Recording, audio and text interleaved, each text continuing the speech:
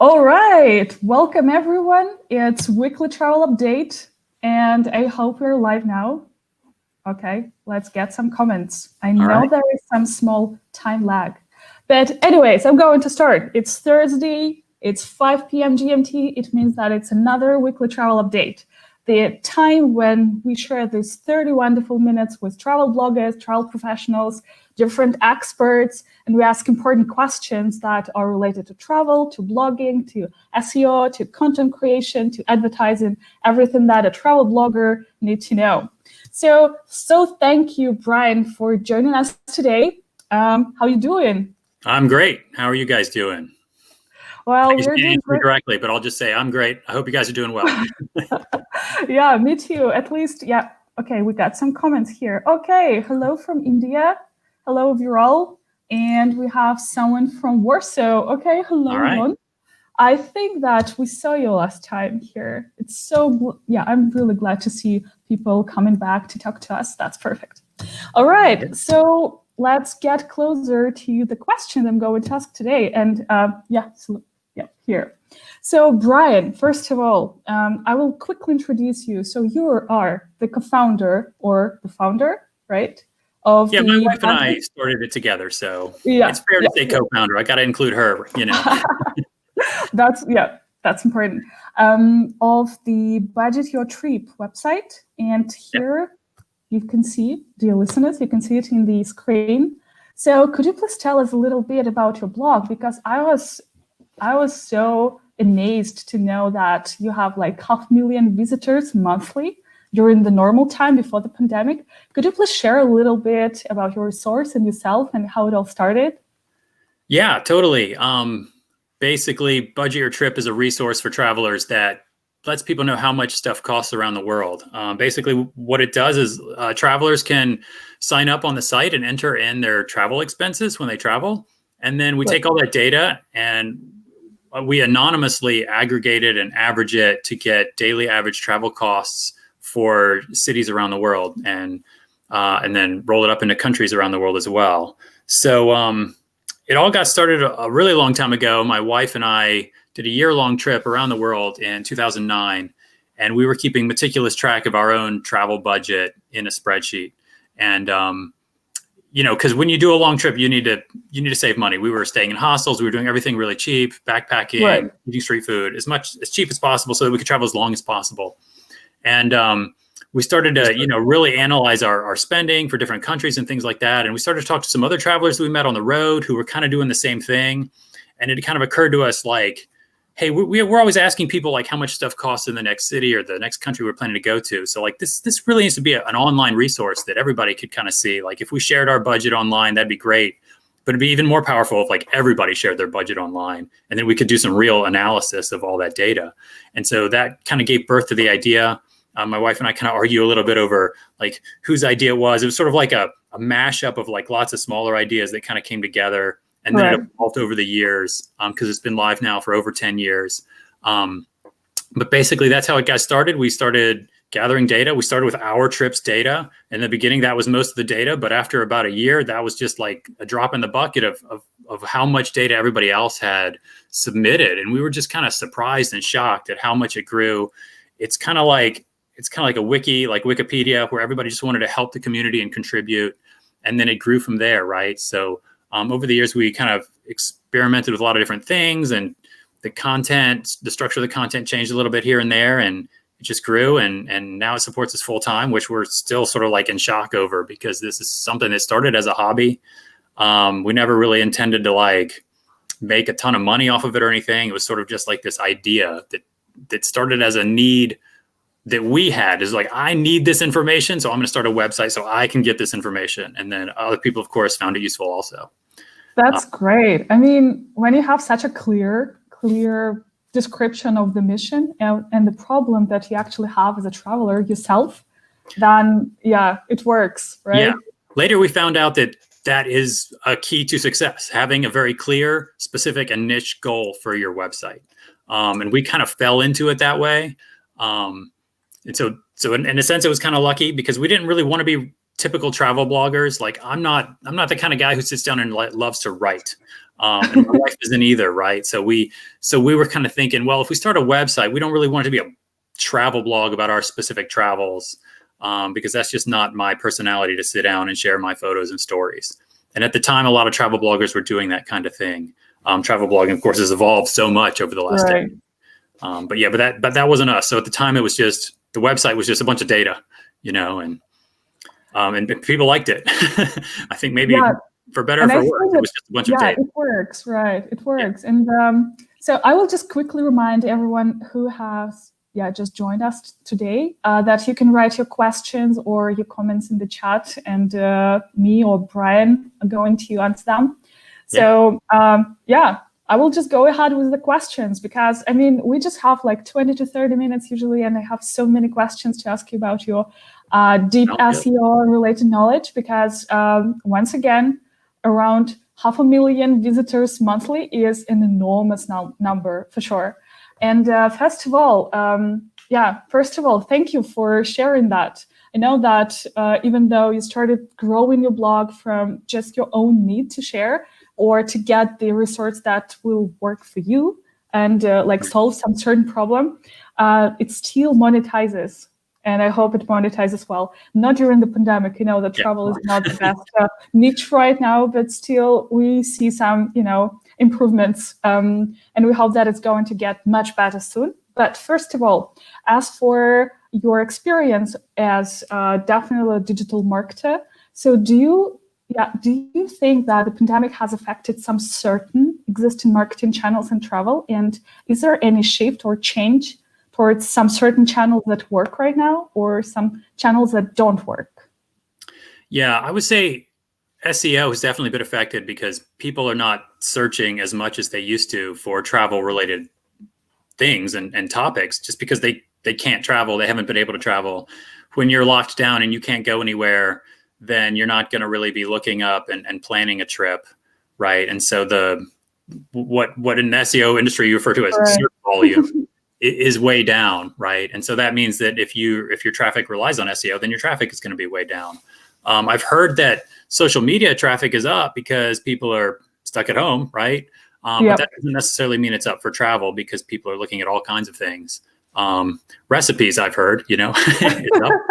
I know it is for me personally, because I look at a lot of recipes, because that's what I've got to do right now. And that's what we've all got to do right now. So as far as different, sources of traffic, I think things are kind of down for travel across the board. Like no matter what your source is, like if people aren't interested in the topic, they're not going to seek it out and they're not going to read about it. Right. So it's definitely tough. Yeah, that's what we're going to discuss next. People who are motivated or inspired to look for content, that it's the next question. Okay, we do notice that as well at Travelpayouts, where I work, just to remind everyone here on this live session. Travelpayouts is the travel affiliate network. So we do work with travel brands and we see the same situation. So the amount of traffic it has dropped so significantly that there is no way to change it right now, and we actually don't plan to do that because it's safer to stay home, so we do not promote travel at this moment. But still, we're trying to look for some advice that we can give to our audience on how to improve their resources during the pandemic, while most of people are still panicking, or like, okay, I'm out of this niche, travel is done for me. We do have a different opinion. And I know that since you had such a long way to go to get your 500,000 visitors monthly, what could be your advice for those who just start, or maybe something that you didn't know at the beginning and you wish, you could know that? Well, I just noticed a comment there that somebody posted, but I'll start by saying, like, I think there's kind of two parts to that question. There's kind of like advice of what you would do right now in the pandemic. And I think my advice, like our strategy is we're sticking with travel. A lot of people are trying to pivot into other topics like, maybe it is recipes or food blogging or something like that. But we're sticking with travel mainly because for us, SEO is a long-term strategy, and we don't want to shift our content. It also takes a lot of time to create new content. And I feel like this is going to pass, as everybody has seen in the news, places are opening up. People are traveling more locally within their countries now. And I think local travel is going to be really big for at least the next 6 months or a year or so, as people travel, but maybe can't leave their home area, right? So so we're focusing on travel, local travel, and giving people the kind of the content they need to plan local trips as well. But yeah, getting back to the other part of your question, like if you are new to blogging and travel blogging in general, I think I really have kind of two main aspects of recommendations for people. The first one would be like, if you're going to use WordPress or whatever platform you're going to use, you need to really learn that platform and understand it. I've seen a lot of people post on the different Facebook groups like, oh, I need somebody to set up my website for me, or right, my website to work, or I can't get WordPress to work, or something like that. And it's like, well, if blogging is going to be your thing, you need to learn this stuff, because paying somebody else to do it might be the quick and easy way out, but in the long run, that's going to be too expensive, especially for a tool like WordPress, which is designed to be really easy to use. They're famous for having like a 5-minute installation, and a lot of web hosts will just set it up for you for free, or like there's a button on the control panel that'll set it up, right? And that kind of stuff. So like do the research and learn about WordPress or whatever platform you're using to get into it and understand it and learn every aspect of it. And my other part of advice would be for anybody who's new, like traffic is key. Of course, everybody already knows that, right? But without traffic, you've got nothing. So learn at least one method of getting traffic and become an expert at that one method. It doesn't matter what it is, whether it's SEO or social media or email marketing or what have you. Like learn it, read about it, understand every aspect of it, because blogging and all this stuff is really competitive. And if you don't become an expert or don't work your way up towards becoming an expert, which does take time, don't get me wrong, it's going to take time. But if you don't work your way up to becoming an expert, then you're going to have a lot of trouble competing. And it's very possible to spread yourself too thin. Like you can't really become an expert at more than one thing at a time, kind of, because you really need to focus all of your time into it, right? So you gotta really stick with it. And what may seem really simple at first, like social media for a lot of people, I think seems really simple, but then they realize that there's a whole lot of more like variables and dynamic stuff going on where all of a sudden it's more complicated. SEO is really complicated for a lot of people. Even email marketing, it seems like you can't just email people. You've got to have a whole strategy about it. And it's kind of true, because strategy is really important. Like how you go about doing these things to get traffic. The devil is in the details, as we say in English anyway. Oh, that's true. That's true. And I guess we have the same proverb in Russian, the same idiom. Yes. Yeah. So what you've just said about, spreading too thin to be everywhere is, a really famous idea, I would say, at the beginning. So most of travel bloggers, so based on my expertise, based on my, just general knowledge, many bloggers are advised to be everywhere at the same moment. So like you have to be on Facebook, you have to be on Pinterest, you have to pay attention to your email strategy, you have to, do everything. But in your case, as we discussed previously, you decided to focus on one channel, and it's not social media, of course, as we, we're discussing all this time now. But could you please give a couple of insights why you decided not to focus on organic social traffic at all? Because as much as I know, you don't really pay too much attention to it at the moment. That's true. Like we have some social media profiles, and, they're very small. I think we just passed 700 on Instagram, and that's just 700, not 700,000. That's just 700. And we don't do it for a number of reasons. And partly one of the main reasons is because a lot of our content is practical content. And it's content that caters more towards what I like to call motivational traffic as opposed to inspirational traffic. Right. So what is the difference? Right. The difference is basically inspirational traffic is the kind of traffic that people see, and then it gives them an idea for something. Like maybe it's an idea for a place to go. I'll give an example of, like, you see a lot of blog posts that people post on Facebook, the top 10 swimming pools in the world, or the 10 most amazing museums in the world, or something like that, right? And if you see an article like that, you might read it and it might be fascinating, and you might say, well, maybe one day I'll go to some of these places. But it doesn't make you want to book a ticket right there, because this is the kind of thing that inspires you, but it doesn't motivate you to actually want to go do something unless you're already planning to go do that thing.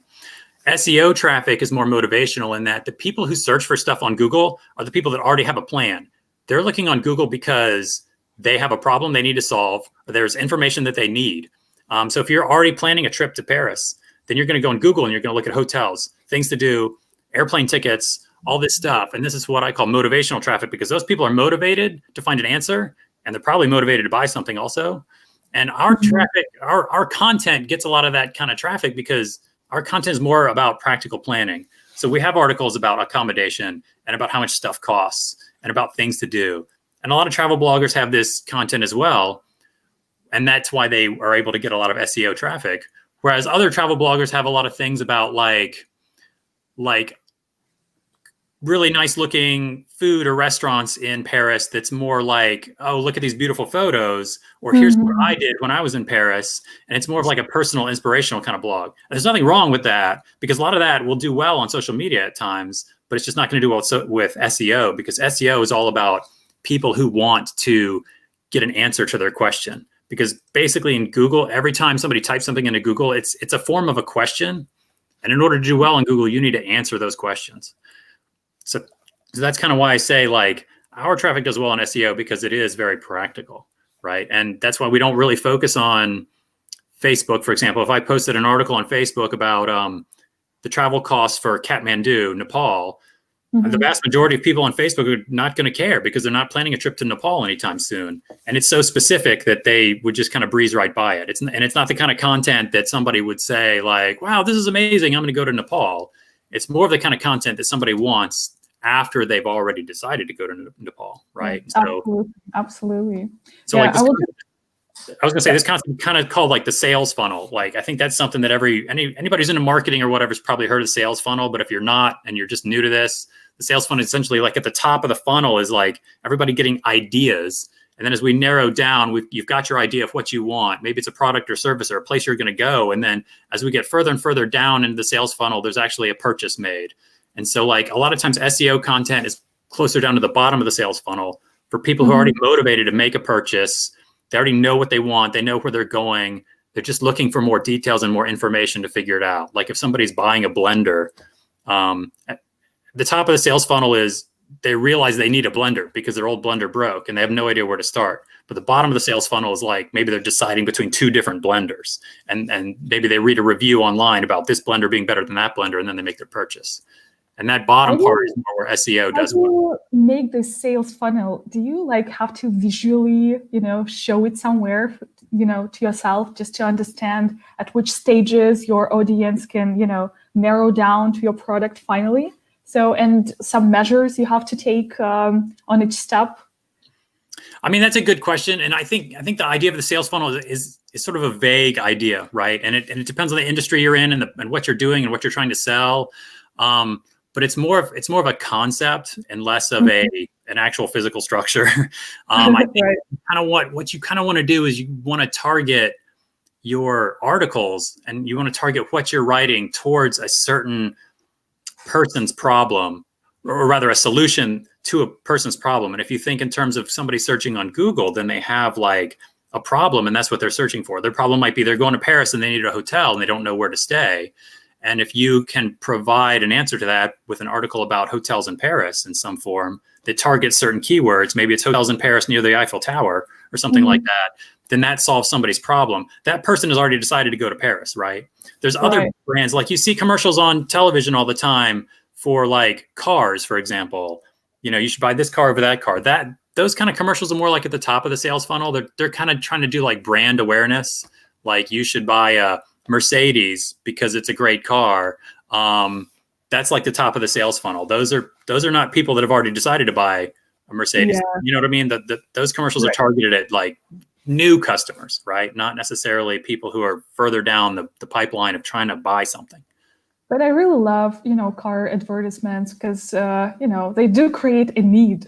I mean, before looking through these advertisements, I just don't think of buying a car. But after that, I really want to do that. Yeah. So I just go down the sales funnel really quick. Well, that's another popular point that like a lot of the top of the sales funnel, the content and the marketing messages are more emotional. And as we get further down, the content becomes more practical and more detailed and more specific to the product, where we start talking about features and specifications and stuff like that. Like you can think of like a commercial for a cell phone, like, and on the TV commercials, it might be like people having fun at a party because they're sharing things on their cell phone. And that's an emotional commercial. But as we get down to actually buying things, the type of articles you see, they compare, specifications for the power and the memory and the processor and stuff, because now that people have decided, now they're getting into the nitpicky details. And so it becomes a lot more practical. Yeah. Okay, I'm going to switch to the chat room for a second. So we have a bunch of comments here, and hello, Viral, Igor. Sorry, it was such an emotional answer that I couldn't just pay attention to the chat. So we have a bunch of, we have a bunch of comments here. Sounds good. So Sarah from Croatia, nice to see you again, and Serge Petina, hello, and Tarun. And Daria. Oh, great to see you all here, guys. So we have I'm going to highlight one of the comments here from Viral. Started my social media marketing and SEO for my travel website as India has started their domestic travel. And I would say that's pretty smart, right? So I think so. I think domestic travel is going to be really big for the next 6 to 12 months, Yeah, but it looks like the interest to travel gets slowly but surely back to normal. Not normal yet, but getting there. And probably you have noticed something that has changed to your traffic during the pandemic. Is it growing, or is it still in this, minimum stage? Yeah, like right after, everything happened around early to mid-March, our traffic plummeted to somewhere around maybe 25% of what it was. And then over the next month, by mid-April, I'd say it came back to about 50% of what it was. And it's holding steady at 50% now. We've seen just like slight increases, like week over week, maybe 1 or 2% a week growth and that kind of thing. But I think, and that's good. It's good to see that. But it also shows that people are just kind of coming out of this and they're not really sure what to do or, what they can do. And so some people are, trying to maybe make some plans while other people are still, hunkered down. I think a better indication is actually like ad revenue after all this, everything dropped. Well, the traffic went down a lot. Our ad revenue went down to zero, and we make a lot of money from affiliates, and that went to absolute zero because nobody was booking because nobody could travel. We're starting to see a little bit of that money come back. Like the ad revenue is starting to increase a little bit more because companies are starting to actually advertise a little bit more because they're seeing that there's room for demand, right? For people to actually travel. So that's a good sign. That companies are feeling like people can get out, and so they're willing to pay money to advertise to get them out. Yeah, sure. Okay, getting back to the chat. So here, how do you get traffic now to a travel website when no one can or wants to travel? So maybe you have some practical steps or secrets that you usually don't share, but you'd like to share now. I think there's no secret, right? I think a lot of travel bloggers and bloggers in general get into this idea that I set up a website and I need traffic and I want traffic now. And unfortunately, the reality of the situation is, and this is true for everybody, even in good times, there's no way to get traffic now except to pay for it. And I would not recommend paying for it even in good times. And I would absolutely not recommend paying for traffic to a travel blog right now. That would be a waste of money for sure. SEO is my thing. SEO is a long-term strategy. You can write a bunch of great content and get a bunch of good backlinks to your website, which is really what you need to have a good SEO strategy. That's like the core of it. But even then, it's going to be 6 to 12 months before you start seeing a lot of traffic because it takes time for Google to scan your site and then see it as good content. It takes time for Google to scan all the other sites that have linked to your content to say, hey, this is good content. I'm going to put it up on the rankings. All that process takes time, and Google does it slowly on purpose because it does not want a lot of fluctuation in the search results because that would lead to chaos and that would lead to confusion for users. So it specifically said the ranking process is slow. And SEO is a long-term strategy. You need to just generally work right now instead of thinking, I need to get a whole lot of traffic right now. Instead, your mindset should be, I need to create a whole lot of content right now. Take this time. Hopefully you're not homeschooling your kids like I am because I have no time. But if you have more time, sit down and write a whole lot of content, a lot of really great content, and then focus on getting backlinks to that content from other websites. That is the core SEO strategy that everybody follows. And if you have a new website, content. That is what you need to be focused on. No one's going to get traffic overnight, no matter what. You can try to grow your social media profiles and you're still probably not going to get traffic overnight. So disappointing. No magic again. There's I hope no to magic. get some advice to get 500,000 people to my website. If blogging was a get-rich-quick scheme, then everybody would be doing it, and we wouldn't need to have conversations like this, right? Yeah. Viral says that he wants you as my website travel blogger. Oh yeah, of course. So much experience. And another question was here, what kind of travel website promotion would you suggest now, as content won't be possible on website? I would probably somehow narrow this question down to a very practical problem. So let's say we have a travel blogger who writes about certain destinations, let's say India. And one of the monetization strategies there is affiliate marketing. So what are some practical recommendations on how to create such blog posts that would get so much traffic, as much traffic as Budget Your Trip? Yeah, I think one of our keys to success is that we have a lot of content. It's hard to write 5 blog posts and expect to make a whole lot of money off of it. Even if those blog posts get, like just talking about SEO, even if those blog posts get to the top of the rankings in Google, those are still only 5 blog posts. And even if those blog posts become viral on Facebook, there's still only 5 blog posts, right? And Right. Our website is thousands of pages of content, and it's taken us a long time to get to that point. So again, it's not an overnight get rich quick scheme, but having a lot of content helps, and having a lot of content also helps you with SEO because the content supports each other. It's kind of like, I kind of look at it as like building a pyramid. If you put 1 block on a table, that's a good item of content. But if you put 3 blocks on a table and you form them into a little pyramid shape, they start to get taller because they help each other. If you have thousands of blocks on your table and you build them into a pyramid, the blocks at the bottom, if all these things follow around the same general theme of content, you build this big pyramid that becomes a really solid base for getting a lot of traffic. And then depending on the type of queries people have and how you funnel them into your pages, like the example I gave earlier, hotels in Paris. Well, when people are looking to purchase a hotel in Paris, to book a hotel in Paris, they're going to Google hotels in Paris. And maybe they're going to get really specific. A hotel in Paris with a kitchen, or a hotel in Paris with a swimming pool, or something like that. People who Googled stuff like that, those are the people looking to book something. And so that's generally how you answer their question with a Google query, by providing them an article that shows them some of the best hotels in Paris with swimming pools. Give them a few options and they'll click something, hopefully make a booking, right? And that's generally how affiliate marketing works well with SEO, but kind of doesn't work as well with social media in that regards, right? So give them answers to their questions. But as far as like right now, I think it's really tough because nobody's searching for anything. So right now, again, I'll reiterate my strategy. Keep working on new content because SEO is a long-term game. Yeah, you can focus on something that will work after the quarantine and lockdown, like, 10 most popular places in Barcelona or in Rishikesh won't change after the pandemic. I'm pretty sure. Right. So having content also that centers around a topic. Like if we're saying domestic travel is going to be really big, focus on your own hometown. Become an expert at your own hometown, all the hotels, all the restaurants, all the things to do when travelers do come to your hometown. And maybe that's not right for everybody because travelers might not come to your hometown, but whatever the nearest travel destination is for you, you can set up your site right around that destination.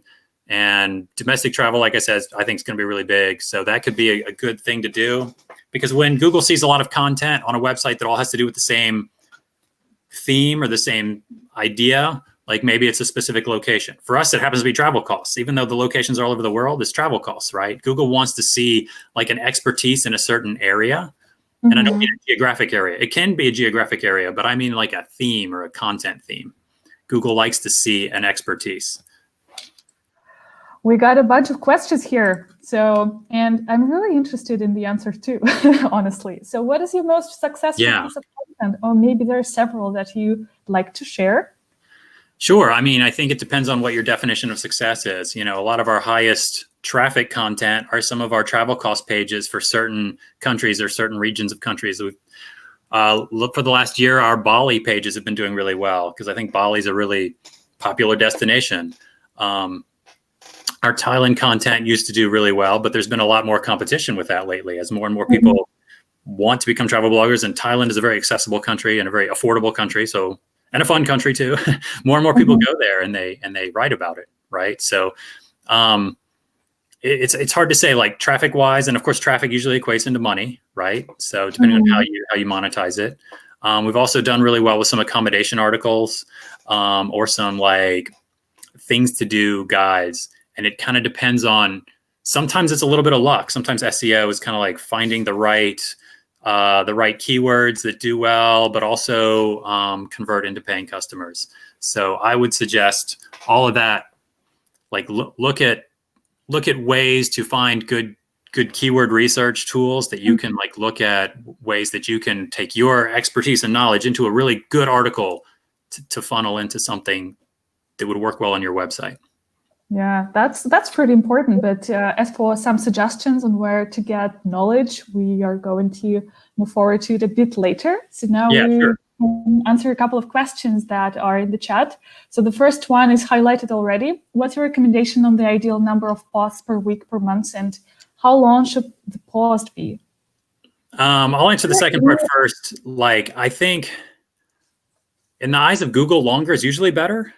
As far as the length of the post, if you're at only like 300 to 500 words, it's really hard to answer someone's question thoroughly and in a way that's going to compete. Google does kind of like to see longer posts better. And if it's a really short answer to a really short question, you're probably not going to get there anyway, because as we have all seen, Google is starting to answer questions itself. Like if you Google Gandhi's birthday, like you're not even going to get into somebody's article because Google's going to show you the date before you even click on anything. And so some of those really simple keywords, like no one's getting traffic for anyway, right? So you kind of want to target keywords that are a little bit more complex, that can't be answered really quickly, and then write a really thorough and lengthy post about it to really give somebody everything they could possibly want to know about that topic, right? The ideal number of posts per week, like, I don't know. That's a really tough question to answer. I've seen some people say that you should write like 3 posts a day, but I think that's kind of crazy, because I don't see how you can write something that's really good quality of like maybe 2,000 or 3,000 words in that short amount of time, because it takes time to do the research. It takes time to make it awesome. You need to make it awesome. So a few a week that are that length, that would be great. But if you can't hit that, that's okay. It's better. Quality is better. I think, like I've said, you need thousands of posts. Well, you do, but you need thousands of good posts. Like, don't just churn out thousands of posts for the sake of having thousands of posts. You need quality posts, right? And I know I can attest to this, because I'll be the first to admit there's some posts on our site that are bad, but they're there, and I don't have time to delete them because I'm too busy writing quality posts, right? And so our posts are really long have been better. So do you write the posts yourself, or you hire some freelancers, or maybe you have some authors you a combination of both? We've hired freelance writers in the past with mixed success. Sometimes we've had freelance writers that are fantastic and they know exactly what to do and what I'm looking for, and I have good communication with them. Communication is the key to any relationship, whether you're in love with the person or just working with the person. Communication, absolutely. Right? So if you do hire somebody, communication is the key. Like, they need to know what you want, right? But yeah, I've written a lot of stuff myself, and my wife has written a lot of stuff. So I think it's if you don't have the money to hire anybody, by all means, write it yourself. Besides, you're the one who's the expert at the thing you're writing. I think hiring a writer, sometimes, like I said, they don't always know what you're looking for or what you want. So it can be not as effective as you think it is. Exactly. Yeah. All right. So before we move forward to my favorite last question, we have a couple of questions left here. So affiliating with travel blogger is a good idea, as it gives a good backlink or boost for promoting travel websites. So is it a good idea to get backlinks, or? Backlinks are the key to success in SEO. The more links you have back to your website, the more Google sees your website as being the popular authority, and that the backlinks are like pretty much the number one ranking factor, other than good content, for whether or not a website gets pushed up to the top of the search results. So yeah, you need backlinks. Yeah, and as far as you know, one of the most popular resources to get backlinks by providing expert advice is Haro, or Hire Reporter, right? Do you know that system? I do know that system, and I've had zero success with it. I think a lot of people suggest that, and it is really hard to get mentioned depending on where in the world you are and what kind of reporters you see and stuff come through the system. I think the best thing for new bloggers to do is to try to write guest posts to get them published on other more popular websites. And there's plenty of like Facebook groups and stuff like that out there for people who want to write guest posts for other travel bloggers. Like, for example, somebody like myself, like we're always looking for guest posts, as long as somebody meets the criteria and has, good, proper English. And I've got a long list of guidelines that I want somebody to follow and things like that. You write an awesome article on my site. Hopefully I can get some traffic off of that article. And in exchange, you can have some links back to your site. That's a pretty popular and common thing for a lot of websites to do, to sort of like exchange guest posts like that.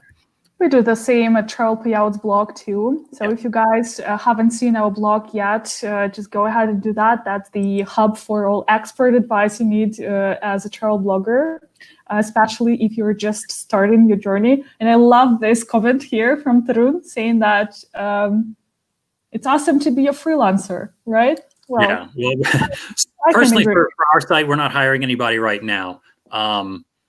Being a freelance writer, I think, is a totally different job in of itself. If you want to be a freelance writer for all kinds of people, I don't think I'd be the one to ask for advice about that. I know there's lots of people out there that want to be freelance writers, but there's a lot of people out there. I think if you want to be a writer, then write guest posts for blogs. Not only will you get links back to your own website, but it helps you build your portfolio too, if you want to actually be a paid writer. I know there's also a lot of SEO agencies that are looking for writers because there are companies that will, you can, like, bigger companies will pay these companies to get guest posts for them, and they'll spread these guest posts around the web for a price and things like that. And of course they need people to write these guest posts. They do kind of churn out a lot of content really quickly. It's not always the best content, but it kind of gets the job done for these larger companies, which in turn the money trickles down to everybody in the industry, right? So. Yep. All right. I think it's time to move on and to answer as I've already mentioned, my favorite question, because we're a bit out of time and we're a bit over the limit that we promised to everyone, but I just cannot stop discussing such an interesting topic. So my question is, you mentioned some keyword like tools, right. Some resources to pay attention to.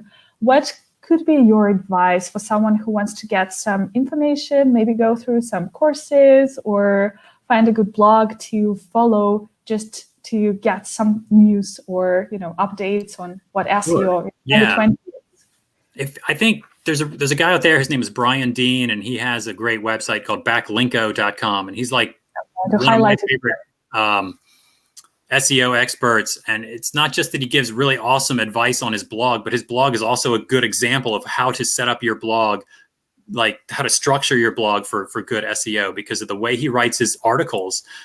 It answers questions thoroughly. He provides a lot of detail, and you can kind of see, like, when you go and you read it, you learn about SEO. But if you kind of like step back a little and you see like, oh, I see how he's structuring his content here. This is a really great example of how you should structure content on a blog. Yeah. So that guy has so much information. I'd sign up for his newsletter like once a week or so. Something comes in my inbox. It's just like, oh, this is amazing. He just wrote the definitive guide to off-site SEO, which is like a guide to things like backlinks and stuff like that. Definitely worth reading. Every post he writes is worth reading.